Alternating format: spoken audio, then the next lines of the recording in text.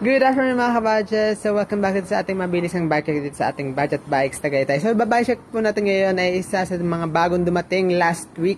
Walang iba kundi si Triped Impact Size 26er. So ang atin pong si Triped Impact, ayan, is alloy frame. Ito po ay naka-internal cabling at hindi pa siya smooth weld. So kitang-kita pa yung mga pinag-weldingan niya sa kanyang body. Yung seat post niya is bakal pa po. Tapos yung kanyang seat clamp is quick release na. Yung saddle niya, so napakakinis na ng saddle niya, na maganda rin yung design, may tatak na rin siya ng Triped at ito po ay napakalambot mga kabadgets. Yung handlebar naman niya is yan, may tatak siya ng Triped. So ito po ay bakal pa. While yung kanyang stem, ito alloy na po itong ating si Triped stem.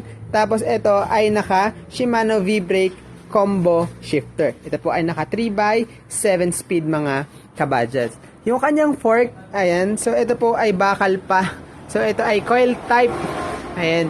So suspension fork niya is bakal pa. Yung hubs niya is quick release na po yan mga kabadgets. So ito po ay 36 holes yung hubs niya. So siya ay naka mechanical disc brake. Yung rim niya, so may tatak na rin ng Triped, alloy na po yan, 36 holes din. Yung gulong naman niya is black tire. So ang tatak niya po is Wanda King, size 26 by 2.125. Ayan. Yung kanyang FD or yung kanyang front derailleur is Shimano Tourney TZ. So ito po ay naka 3x. Yung crank niya is bakal pa yung ating crank. Ayan. So bakal pa siya.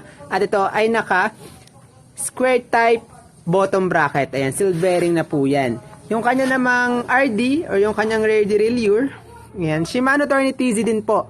Ito ay naka 7 speed. Yung kanyang sprocket or yung cogs niya, so ito po ay 7 speed na thread type mga kabadgets. Ayan, so thread type po ang ating cogs nitong ating si Triped Impact. Ayan, so itong hubs na sa likod, so thread type, hindi po naka quick release. So unahan lamang po yung naka quick release dito sa ating Triped Impact. Ang atin po si Triped Impact size 26er ay nagkakahalaga lang po ng 5,500 pesos po na pwede nyo ma-avail through cash, GCash, debit, credit card, bank transfer. Kung gusto nyo po installment, pwede siya sa home credit mga kabadgets, may kasama siyang freebies. Kung gusto nyo naman po discounted price, pwede po siya for only 5,200 pesos. Pwede ma-avail through cash, GCash, at sa home credit na din po mga kabadgets. So pag doon po tayo sa cash price, no freebies po na kasama. So yun lamang po mga kabadgets ang ating quick bike check para sa araw na ito.